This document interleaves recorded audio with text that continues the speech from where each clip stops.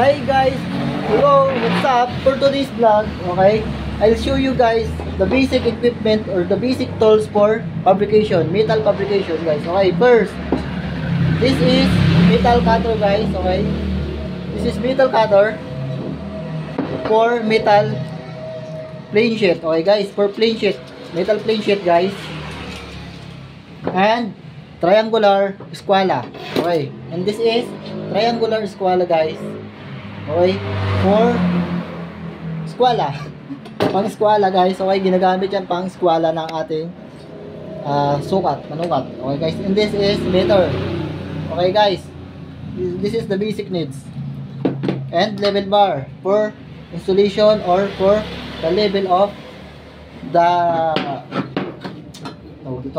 the subject of your basta pan level to guys.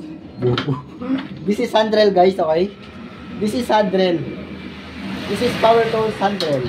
Okay, electric handrail guys.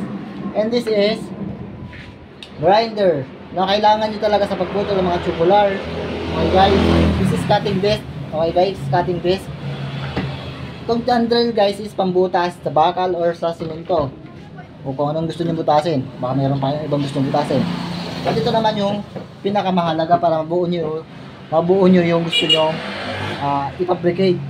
Okay guys, this is welding machine. Okay guys, this is welding machine guys. Hindi ko na i-ano sa inyo kung ilang amperahe. Okay guys, kasi nabura natin eh. Okay guys, ito yung mga kailangan nyo ito yung mga basic equipments na kailangan nyo or tools. Yan, ito guys. So mayroon pang iba, hindi ko na ipapakita kung ano pa yung mga nandito sa amin. Kasi ito lang naman yung laging ginagamit namin dito sa pagbuo ng gate.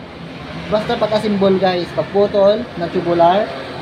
Okay guys, pagbutas ng barang o paglalagyan ng tornilyo. Okay guys, panukat.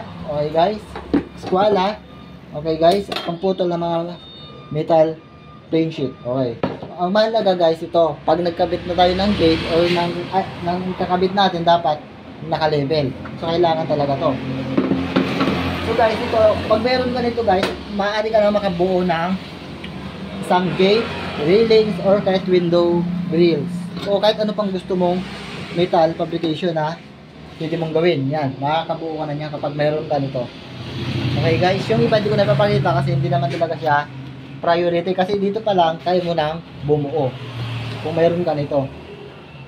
Yan guys. So kailangan mo na lang ng ipapabricate ng metal.